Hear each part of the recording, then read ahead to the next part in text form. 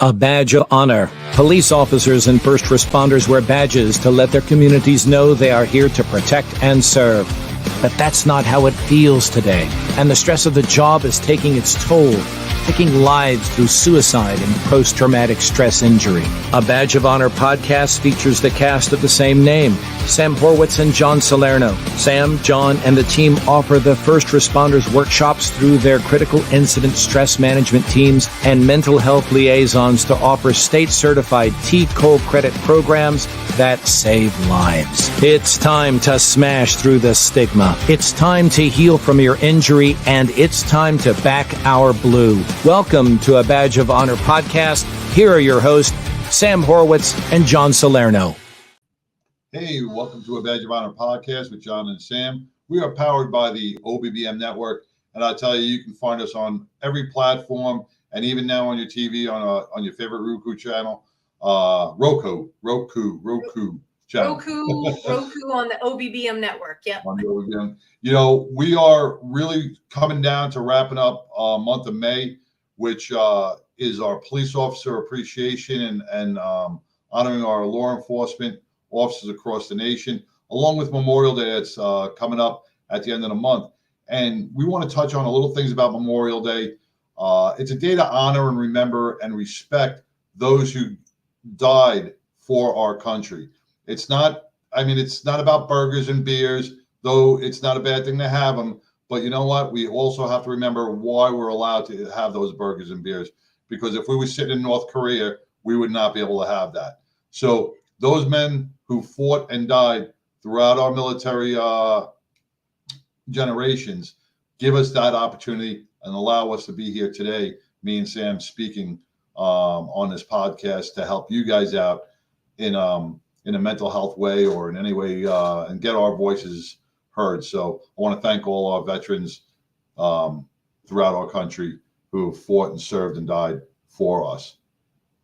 Yeah, absolutely, John. And it's so important. However you choose to commemorate and memorialize Memorial Day. It's not about celebrating. I can't tell you how many posts people have been making that it's like my Steve says I'm so red because I'm like, because you don't celebrate Memorial Day. Well, people don't know that. People don't know that because people know that. People know that it's Memorial Day, and this is Memorial May, and it is something that you don't have to look far, to recognize that. So stay away from the mattress sales and do something worthwhile and give back to those that have given so much. Our active duty personnel still spread across the globe, doing some crazy stuff right now. But this is our Memorial May series, if you will, on this podcast. We do it every May, and we bring on Carry the Load nonprofit partners, part of the Continuum of Care program. And what that means is when we raise money for Carry the Load, it comes back to our program so that we can give that money to our veterans, our active duty personnel, our first responder. And we feature those partners. And tonight it is no different. I will say these guys, William shared his story at Summit this year that we did with Carry the Load to kind of kick things off and get prepared for the Memorial Day weekend. And you could hear a pin drop in that room. And immediately I knew that I wanted to make a connection with him, that we needed to get him on this podcast, because what he and his team have developed and continue to develop is revolutionary. It's unlike anything out there. And so we're just going to bring him on. Let's not waste any more time. William Negley, welcome to A Badge of Honor podcast. Thank you. What an introduction. It is true. And the videos on the website that you have continue to tell the story. So why don't we start by having you tell everybody watching and listening about you and your story. Yeah, thank you. I really appreciate it, and super excited to be part of Carry the Load this year. And I'd be remiss if didn't share the sort of familial connection to Steve and Clint. But we can talk about that in a bit. But my story is grew up in San Antonio, Texas. Was 17 on September 11th. Had already sort of known I was interested in going into service and to serving my country. Certainly 9/11, was crystallizing of that sort of view of my life. Went to University of San Diego for college, expecting to go into the military afterwards. Was a rower in college. And when I was getting ready to enlist to go to Buds, a lingering back injury sort of presented itself. And I said, all right, I'm not going to Buds with a bad back. That's a recipe for failure. Mm-hmm. And so I finished a master's program at University of San Diego. And when you do a master's in international relations, the 3-letter agencies kind of start to come out of the woodwork. And I was still very hungry to get in the fight and serve. So I moved to DC, joined the Central Intelligence Agency in 2009, and was doing all counterterrorism, counterintelligence, Pakistan, Afghanistan. At that period, much of the national security apparatus of this country was focused on that part of the world. And then a couple years later, we started to hear this 22 veteran suicide a day number start to kind of societally permeate. And I think it's fair to say that that's when my professional life sort of started to not take a different direction, but certainly a direction I never anticipated to. A path I never expected to walk down, but has now been really my life for 10 plus years in developing Sound Off. And Sound Off, you went into exploring the mental health field, and you really wanted to apply that to some high-level CEOs, athletes, and things like that. So you're understandably conflating two stories, but so I come back. We start to hear this 22 suicide a day number in 2021. That's when that number starts to come out, and it was just clear as day, obvious to me that there was a fundamental flaw in how we are supporting the veteran service member community, and a flaw that I suspect, resonates with every law enforcement first responder, watching this podcast. That flaw was that it did not matter how much money anybody was spending, VA, DoD, nonprofit. If the Grizzly Navy SEAL, CIA officer, Marine wouldn't come in, sit down on a couch and talk about what's going on, the money and the resources were irrelevant. I didn't know any of the data. I didn't know any of the research. I just knew it because I was living it. My best friend, who's about to go to Yemen on his first tour tomorrow, is never going to expose himself in a way that he feels would jeopardize his reputation or career. He's not going to walk into CIA mental health services. Obviously, that is not true of everybody, but it is certainly true of many. So it seemed equally intuitive and obvious. If the fundamental barrier here is I don't want anyone to know that I am seeking help, why don't we just allow them to seek help without anybody knowing? That seemingly simple idea proved itself to be far more complex and difficult to accomplish than I ever thought.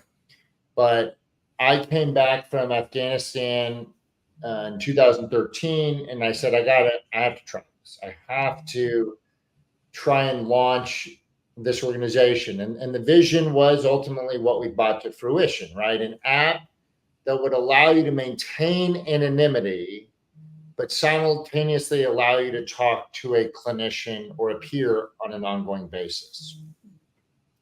So I'm trying to raise money to launch this organization. We know we have to be a nonprofit because it's basically impossible to bill for anonymous mental health support. So we're trying to raise money. I end up going to business school at the University of Texas. And that summer, between my first and second year, I'm walking on stage in a new venture creation class. And I have some classmates that are helping me just tease out whether this model of support could be for profit for what you alluded to. So like athletes or, finance types, something like that. I'm literally walking on stage to discuss this. And I get a call that my brother-in-law had died by suicide. And so, the part of the story of moving to San Diego that I skipped over is that the first weekend I'm in San Diego, my sister moved with me, which in hindsight's totally weird. But, I was going to be a freshman in college and my 25-year-old sister was moving with me. But we were living in Pacific Beach and she knows some girls from Texas, Texans stick together. She knows some girls from Texas that are going to a party down the street at a guy's house from Texas. Well, that guy was Steve Hall, the co-founder of Carry the Load. And Steve Hawley was at the time a number 2 officer in a SEAL Team 5 platoon. And Bill Mulder was one of his SEALs. So Bill and my sister met that night. Fast forward 15 years, Bill has done 20 years in the SEAL teams, the last 14 or so at Naval Special Warfare Development Group, quote unquote SEAL Team 6. And unbeknownst to me, the last couple of years of his time in the Navy, he has been deeply, deeply, deeply struggling and really, frankly, refusing, at least early on, to engage with mental health support because he had spent his entire professional life working to get to play for the Patriots, right? I mean, to be on Dev Group is a big deal. Yeah. And he was never going to expose himself in a way that he felt would jeopardize his reputation or career. So the intersection of Sydney and I's life is that I'm running around with PowerPoint decks and RAND studies talking about stigmatization and barriers to seeking care. And hey, I have this piece of technology that I'm pretty sure could address this. And this problem is so insidious, it's going on in my own family and I don't know it. So Bill dies June 9th, 2017.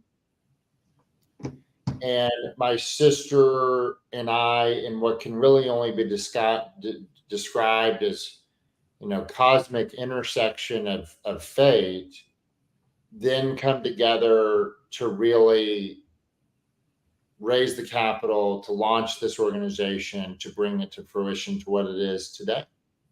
Wow. And that if you're listening, that is part of this story that you told to a packed house at Carry the Load. And, when things touch you personally, that's when it's like, you sit up and take notice. We've got to take our first break. We will come back and continue this amazing story with William Negley, the CEO and founder of Sound Off. Stay tuned, everybody. Move freely, America, without medical restrictions or penalty.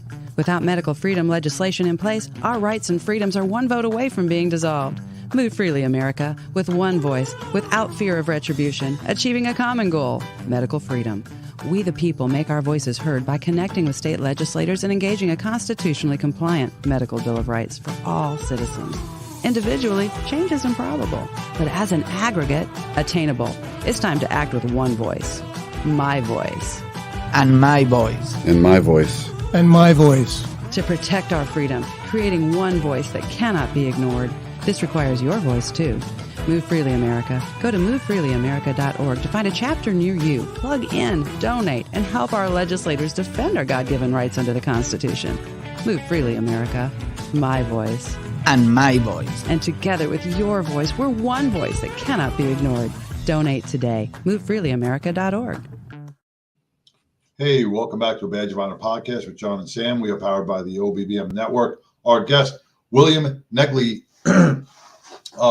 has just shared an amazing story with us on mental health and the stigma that, when we say some of our veterans and law enforcement and first responders are all suffering, man, this goes up to the highest ranks.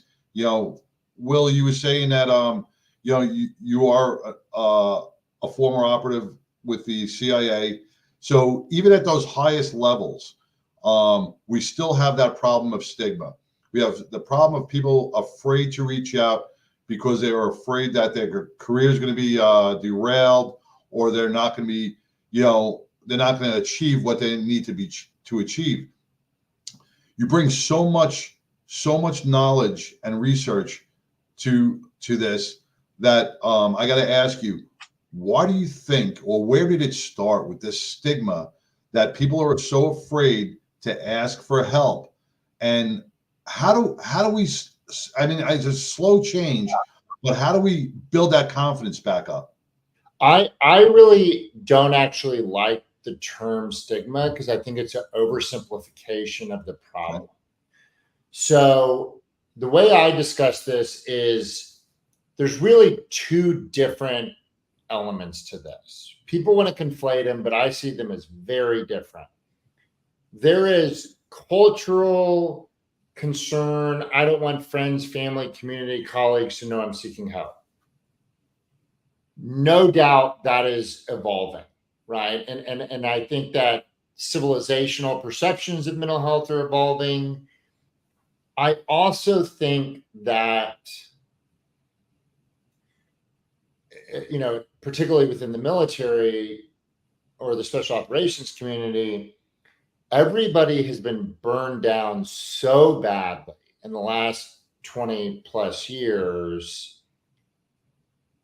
The shame of that experience is shared. I mean, everybody has experienced it themselves or in a very close loved one. So I do think that is evolving. But then there is a much more challenging problem, which is a concern, legitimate or not, and we can have that discussion in a moment, of professional blowback. And this is a much more challenging issue to address. And let me say up front, the Department of Defense, the intelligence community have gone through the laborious bureaucratic effort to try and make systemic changes in this. No doubt, deserve credit, right? And if you look at SF-86s, right, security clearance forms, there's been a lot of sort of policy bureaucratic work put into, well, let's try and make it so that, the way I discuss it is the line of when I need to know is as far, left, right, to the wing point as possible. The problem, as I see it, is there's always going to be a line, right? The U.S. Navy, quite reasonably, is never going to say, I don't need to know if my F-18 pilots are drinking too much, right? Like understandably, they're going to say, hey, sorry, I need to know if you are, in a mental health challenge and you are operating a B-2 bomber. Like, Now, to be clear, they've done good work in attempting to keep those people, still flying, still engaged while engaging with treatment. But the fact that line exists, we know definitively suppresses some people from seeking care, right? And I'll give you a quote that I just love because it so precisely summarizes this. There's a group of helicopter pilots, the Night Stalker, best helicopter pilots the military has. And I was speaking to a former leader of that organization about sound off, and he said, we need this more than anybody because you've never met a sick pilot, right? All we do if we raise our hand is jeopardize our flight status, which is to jeopardize our careers. So as long as that line exists, not talking about the cultural element, but the professional blowback element, there's going to be a population that says, I'm not even walking in the room. Because if I say the wrong thing, I'm smoked. And again, we can have a discussion about where that line is that, a credible concern or not. But as long as there's a line, there's going to be a percentage that won't walk in the room. And that's why we exist, to say, well, we can offer you clinical or peer support, and we don't need to know who you are. That's our entire reason for existence. That's fantastic. And let's get into the nuts and bolts of how Sound Off is able to do that. And we're going to do that right after our next quick break. Stay tuned, everybody. Interested in starting a podcast or TV show? Worried about what you'll say and how to keep it engaging?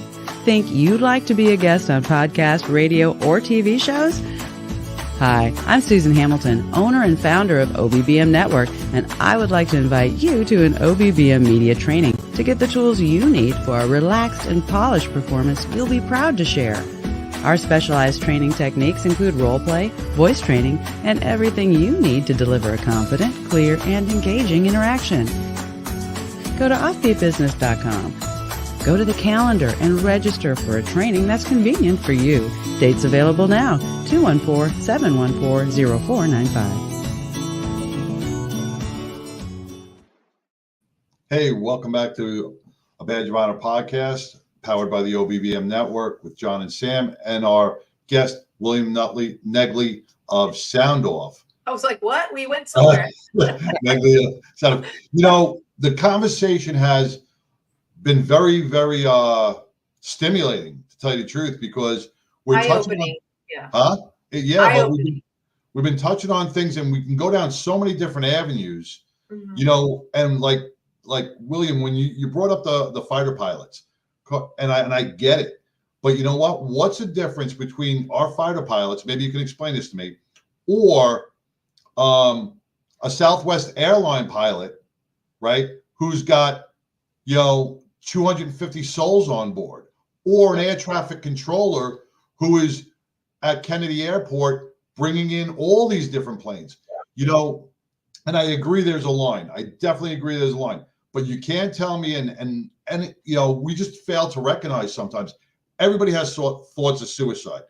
Everybody, if you're in law enforcement, if you're in big business, a CEO, if you're a athlete, whatever it is, everybody's had that one thought or two thoughts of suicide because they feel the pressure has overcome them and they don't know how to get out. And it's time to embrace that and go, that's not a weakness. That's a strength that you can acknowledge, And once we start looking at it as you seeking mental health is your strong point and not a weakness. And yes, if you cross that line, we may have to make adjustments, but some people never get up to that line. But they just get those feelings, and let's stop it before it gets to that feeling.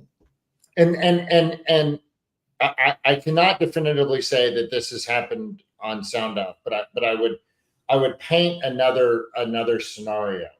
Right now, the SEAL pilot, whatever role, who is dealing with this and not engaging with care out of concern of, again, not deploying, losing flight status or whatever. Well, the person that they are supposed to be engaging with is simultaneously the person that the very act of talking to them is what jeopardizes that status, right? If I go internal DoD and say, hey, this is what's going on, the very act of that discussion jeopardizes my ability to do the job. What I emphasize to DoD leadership about sound off is that there's this, I would submit misconception that, oh man, this is going to keep all these people that don't need to be flying or don't need to be deploying kind of quote unquote in the fight. Like they're going to be going places they shouldn't go. I think that's a misconception.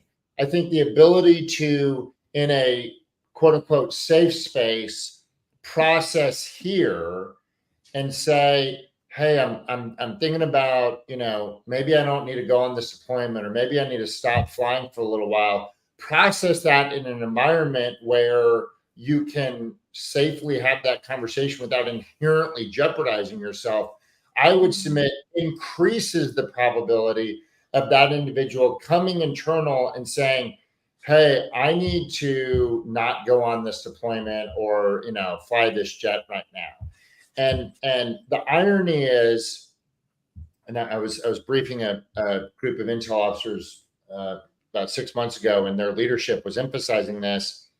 That scenario where someone is stepping forward themselves and kind of raising their hand is the best possible scenario for all involved. It's the best thing for their career, maintenance. It's the best thing for kind of the agency or DoD.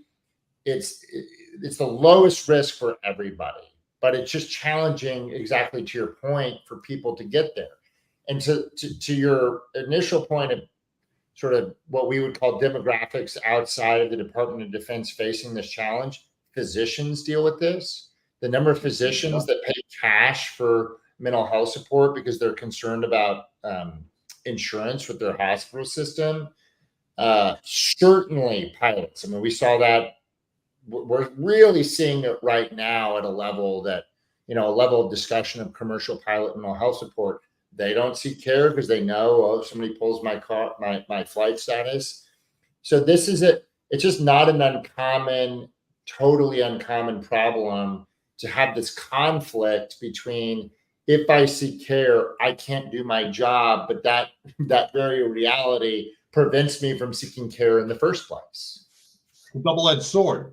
Vicious circle. Yeah. And somebody can stay in that circle. And unfortunately, if they just stop and stay there and don't raise their hand to get the help, the outcome is usually not great. And I have the website sound-off.com for those of you listening on your favorite podcast app. If you go on the website, it kind of gives you a little, it's almost a teaser. It's great. It gives you a lot of information. I'm looking at it now. Of how it works.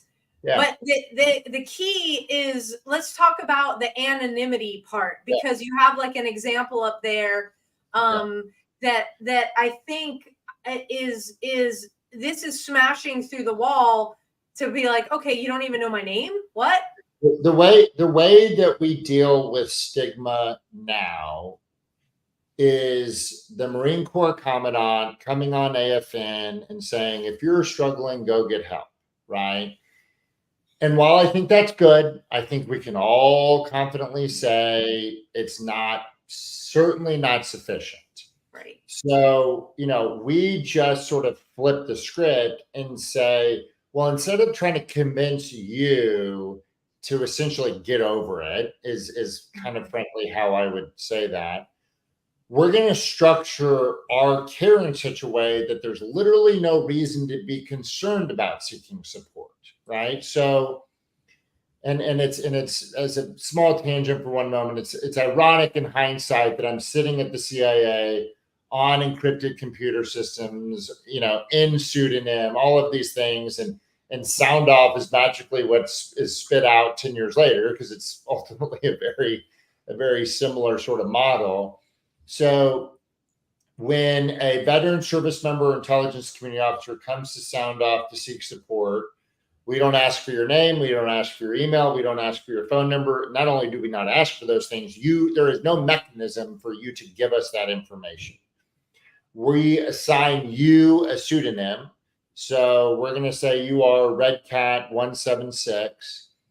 We are going to allow you to engage with a clinician or a screened and trained peer.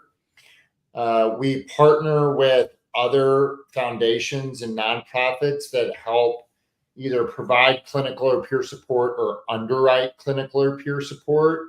So the sort of prototypical examples are if you say you're a Navy SEAL or you're a Green Beret, you can access my mom, who's a volunteer clinician. You could also access one of our contract clinicians, and then the Navy SEAL Foundation or Special Forces Charitable Trust are going to underwrite that care. We then drop you into an end-to-end encrypted chat with that clinician, and that clinician or peer are able to provide a VoIP call internal to the application. So you can have telephonic engagement, again, without having to know any identifying information about who you are. So it's really a pretty simple utilization of existing technology. It's just kind of putting it all together in a way that nobody had ever done before, in part because it's really, really challenging to make money off of it. So, a lot of organizations in this space are profit motivated, and we were not. Well, how easy is it for like this app, right? A guy going into the military, just starting out, right? Going to sign the papers, the whole bit. Is this something that from the moment he speaks with his recruiter should turn around and go, hey, let's sign the papers, but I need you to download this app because throughout your career, you may need to access this, and be very transparent, and we get these young kids signing up, and now they know it's there. They know it's okay from the recruiter's point saying, here you go. These are the tools you're going to need. It's really interesting the way that you asked that question, because I get asked all the time, hey, what is, tell me your measures of success. And we've got, a million KPIs that we track in the system. But what I emphasize is, look, somebody who comes onto our platform that then in our first survey says, I'm not going anywhere else. Like, let's be clear. I'm not going to the VA, I'm not going to DoD, I'm not going anywhere else. Well, I would submit, even if that person is not engaging with a clinician or a peer, but they're, the kind of metaphor is they're sitting in the doctor's office. I'm not saying that's total success, but I would say that's a win. And we see that, right? We see people come in, they register for the app, and 6 months later, they choose to engage with somebody. My sister and I, we haven't shared this publicly, but just last week, we basically spent the whole week on Capitol Hill, talking to members about bringing a Department of Defense clinical program, kind of already funded program, into Sound Off. So not giving us money, but bringing clinical capacity into the system. That's great. So we're really hopeful that happens, that we can get that done. That would be obviously massive clinical capacity brought online. And then, hey, you're already spending this $1 billion a year or whatever it is on these clinicians. Like, let's make sure that this sort of literally and figuratively gets in every service member's pocket. That is fantastic to hear. And we'll definitely send up the, good luck fairies or whatever you call it, vibes out there. So with getting to vetted care, meaning that, and these DoD clinicians are obviously with DoD for a reason. The thing that John and I, emphasize a lot is, hey, it's a matter of connecting with somebody that gets what you do. Yeah. It's not otherwise that trust factor, can get broken down. How so far have you been able to get those clinicians in vetted to say, hey, you're going to talk to some men and women that have, seen some shit and, in a battle space to say, hey, I get that battle space? So let me answer that question, but let me also slightly challenge the premise. And I'll give you the example that I always give in this discussion. My mother, does not know. I mean, maybe now she does, but does not know the difference between a Marine and a soldier. Right? I mean, just not. I have a feeling she might though. Just not her universe. So just as the fact that she had a son going to the CIA, like, just wild to her. But I can tell you very definitively, like, she saved more than a couple veterans' lives, right? I mean, because she's a damn good clinician.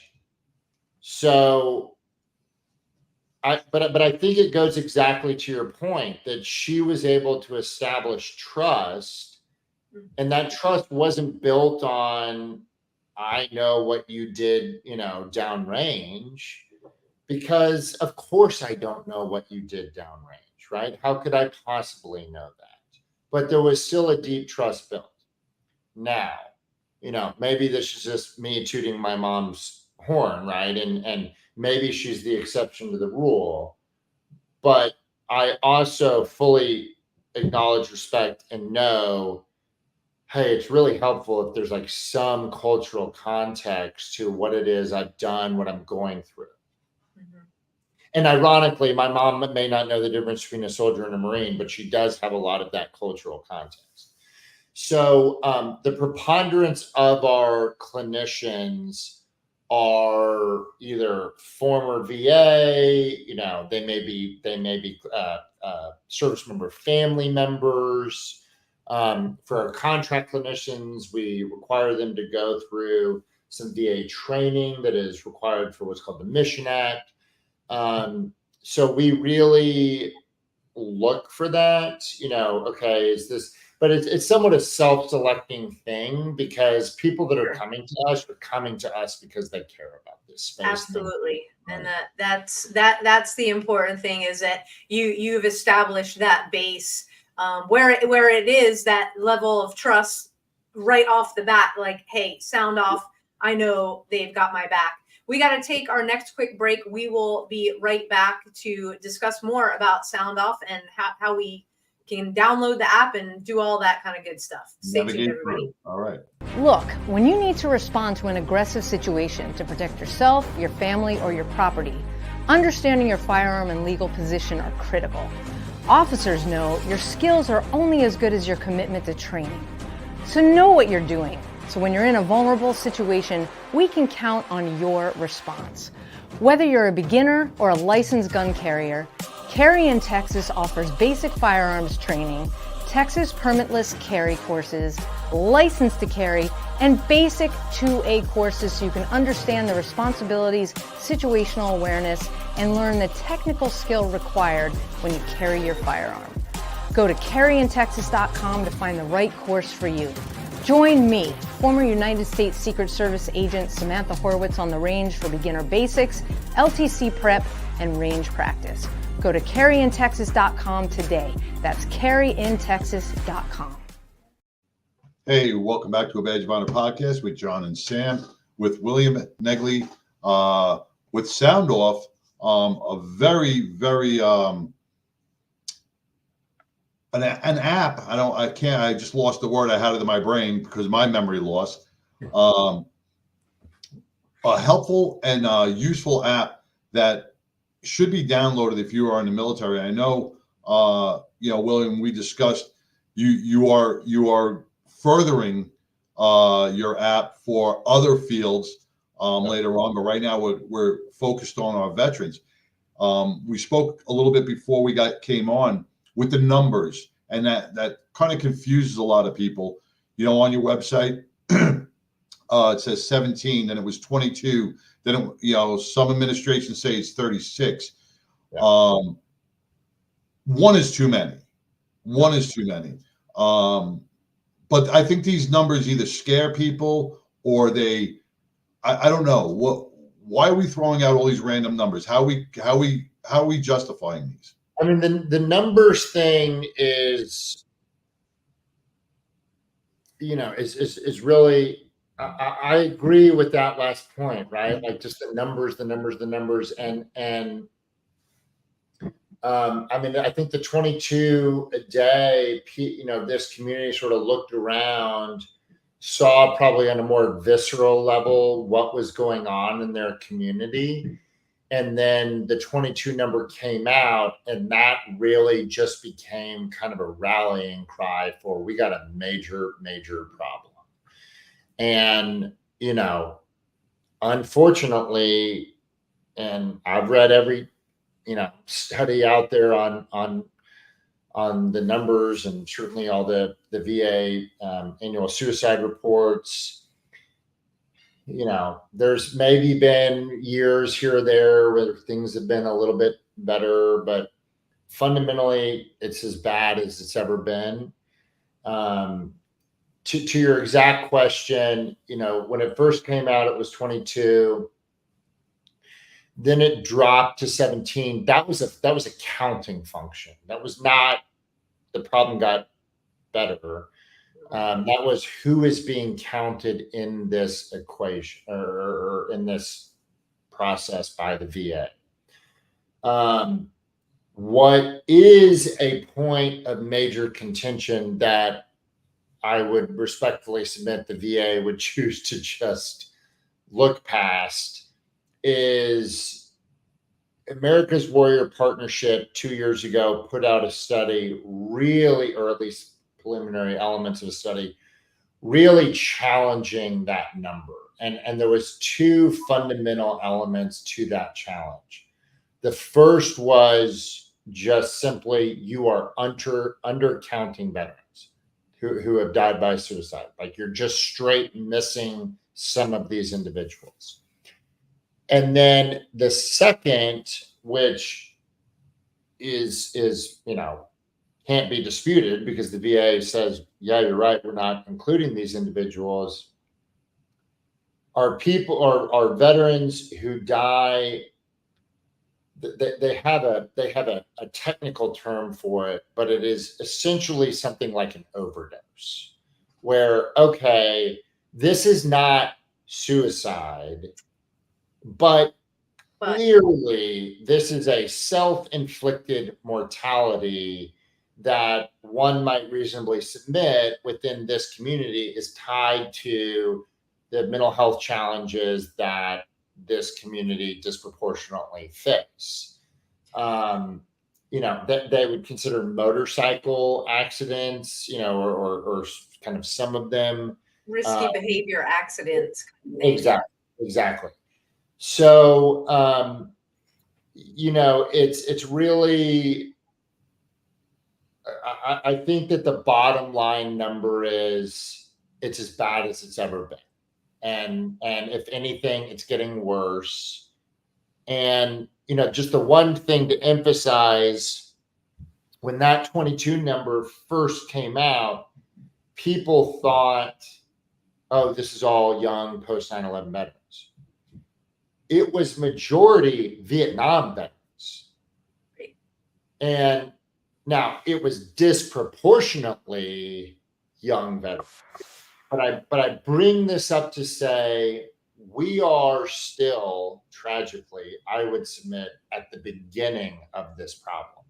This is not going anywhere. God willing, we have put enough resources into this that we'll see a different trajectory than the Vietnam sort of era veteran population. But we still got a long fight ahead of us. You know, you bring up we've the seen Vietnam. the same thing well, John, I think we're going to say the same thing. We've seen the same thing in terms of numbers with our first responders is that, you know, it was a drug overdose, and it's like you could infer that, you know, the type of behavior. You know, when you look at Vietnam veterans and you look at the newer military, the two different generations, right? Vietnam veterans were the suck it up, I'm not asking for help, you know, and they are the ones that are now feeling it in their 60s and 70s and 80s.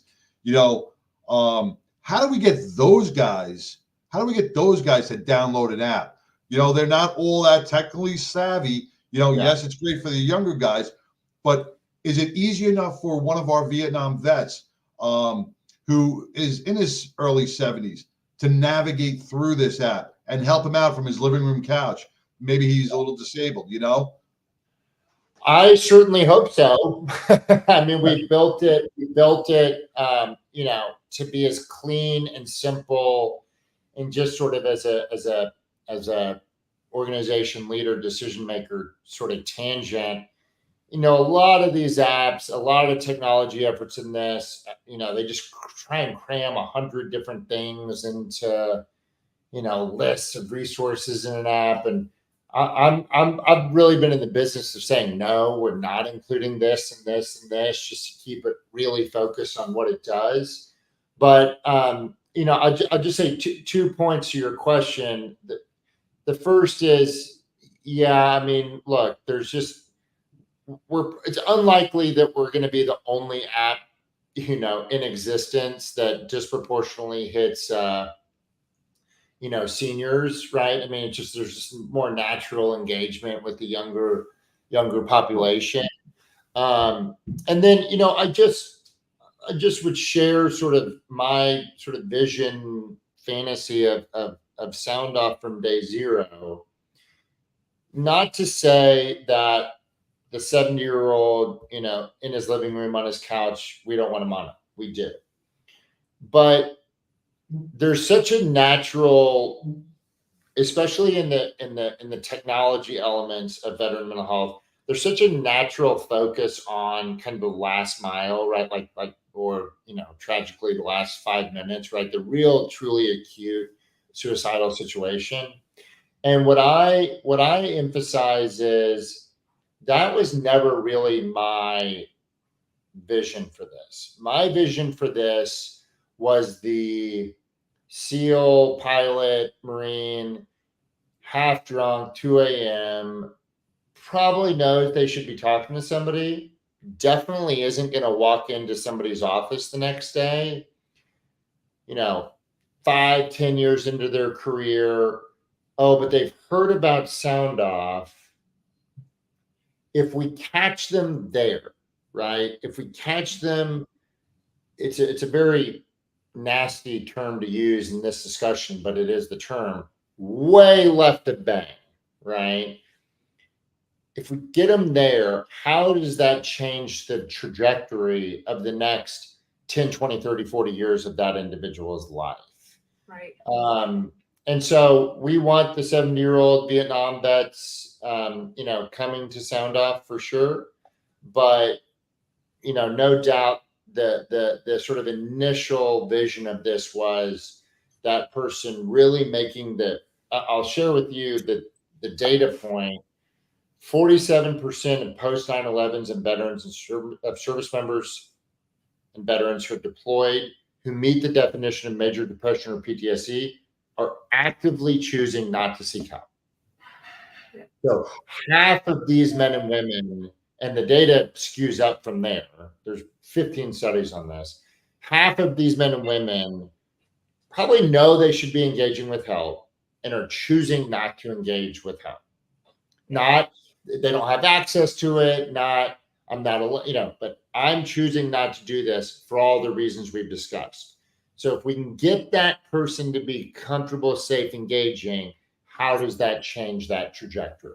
That's a large number. Yeah, well, it's also important, and William, you hit the nail on the head, because it literally, Sound Off is available on the Apple platform. You can download it through the whatever. I don't have an iPhone. And then on Google Play as well, you set up your profile if you will. And it is very simply laid out, which it is one of my things when you have somebody that is in crisis or just needs to talk.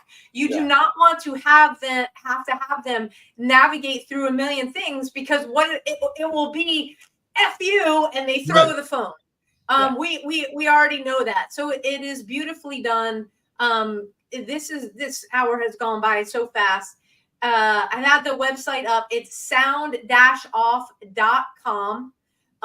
If you're in the Dallas area and you want to meet William and his staff in person, come on down to Revolution Park over Memorial Day, that Sunday, Monday. He will be there. We will be there. And you can talk to him in person and have him navigate. If I may, just one plug. If you're a veteran service member, Sound Off offers clinical support. We also offer peer support. So we are always recruiting peers. You download the app. We're going to validate who you are. We're going to validate you're a vet. We're going to point you to a new peer support training partner. But without you, without the peers coming on to talk to fellow service members and veterans, this whole thing doesn't work.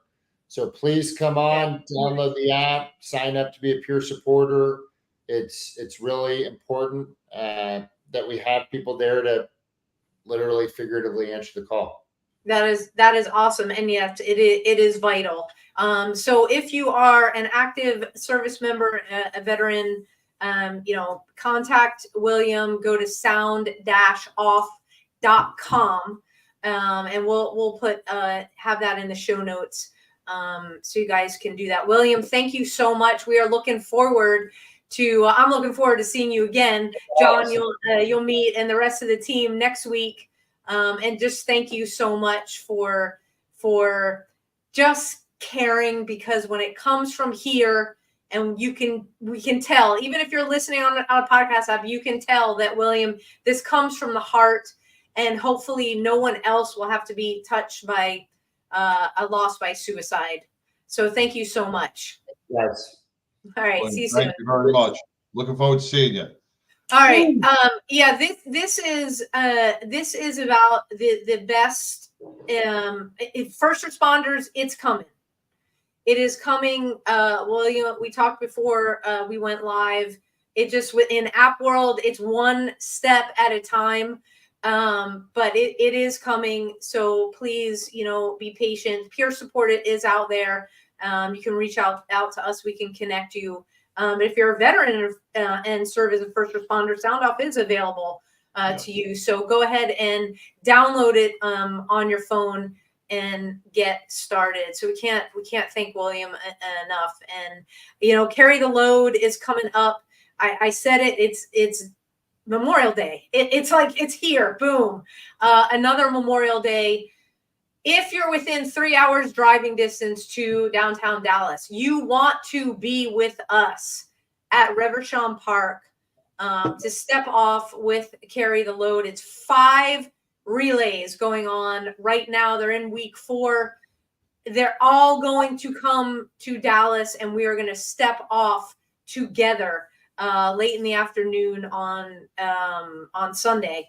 And so you can find out more information by visiting our website, badgeofhonor.org. We've got a pop-up there. Just hit it. You can be with our team if you want and raise money, or you can direct donate. And like I said at the beginning of the show, this is all part of Sound Off, us, and this entire month we have featured nonprofit partners, and that means that money comes back to us that we in turn put into serving our first responders, our veterans, our active duty personnel, and families of our veterans and active duty as well. So go to badgeofhonor.org. It's also a place where you can see what we're doing, all the events that are coming up, reminders to tune into the podcast.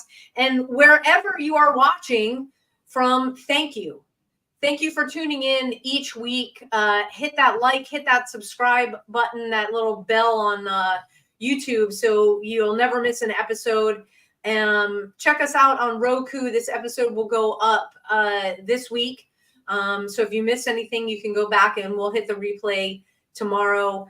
And, to everybody out there, to our first responders, we pray for you every single day. Thank you for what you do to keep our communities safe. For our veterans, thank you for what you did to allow us to have the voice in this platform every single week to talk about whatever we want. It's called freedom, baby. For our active duty personnel who are serving, and they are spread out and spread thin across the world, thank you for what you do, keeping our shores safe here at home. John, take us home.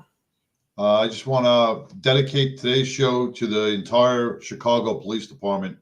They lost a member, a 29-year-old member, due to post-traumatic stress. Want to dedicate today's show to him, and hopefully any members in the Chicago Police Force see that as a sign. If you're battling, to get help, do not hesitate, because once you go down that rabbit hole, it's very hard to get out. So before you get down that rabbit hole, seek help. It's a sign of strength, not weakness. Peace. Till next week, everybody. Take care.